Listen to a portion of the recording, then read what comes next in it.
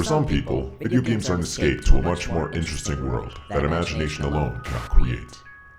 Some video games, however, take the creativity to an extreme, leading to very disturbing content. Here are 5 of the most disturbing video games ever made. Starting things off, the Rockstar game known as Manhunt focuses on a man who must win his freedom from death row for crimes unknown. The main character must please a man known as the Director by being forced to perform in one large snuff film. A snuff film is a video in which someone is killed in action, and there are cameras all over the city the game takes place in. Gameplay-wise, the game rewards you for being more violent and sadistic with your killings, which truly tests the limits of how far a video game can go in terms of bringing out the worst in people.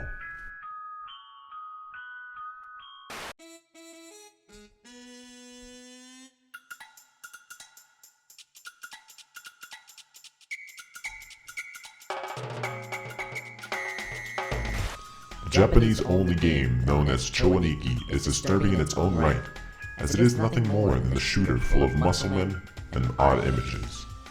There's no evidence of violence or horror in the game, and yet the level of comfort in playing this game is virtually non-existent. In terms of content, the game has been assumed to point attention to homosexuality in part of the imagery given. In reality, though, there is no evidence that the game is considered a gay shooter. It was simply created to weird people out.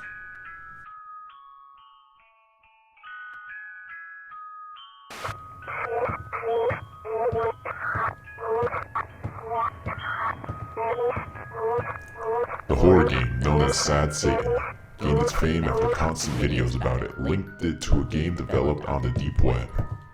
The same accounts tell of the game having actual sound clips of murders and victims in distress. To make matters worse, there is no true purpose to the game. In fact, the game is so disturbing that people tend to only last a few minutes until abandoning the game out of confusion. The Nintendo GameCube surprisingly had a horror game as part of its early launch titles, and Eternal Darkness, Sanity's Requiem, does not disappoint.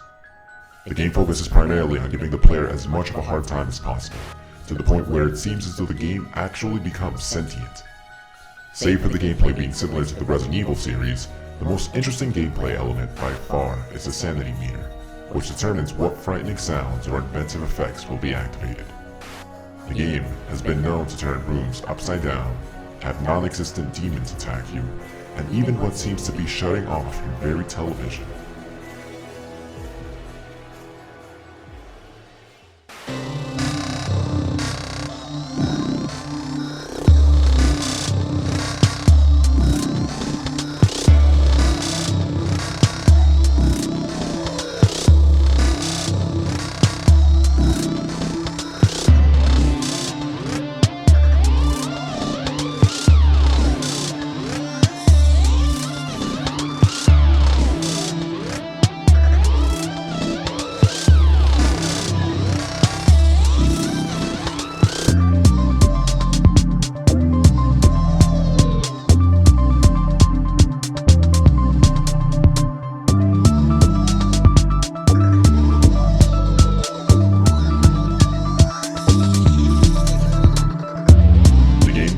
LSD Dream Emulator was more of a project for the author Hiroko Nishikawa. It represents the dreams that he had for the past 10 years and recorded in his journal. It seems interesting and even shows a bit of similarity towards what is regularly thought of when daydreaming. However, there are moments in the game where you open the door to nightmares where absolutely nothing makes sense, even for a dream. That, and the realization of a virtually endless dream simulator, makes this game one of the most disturbing experiences that anyone could have.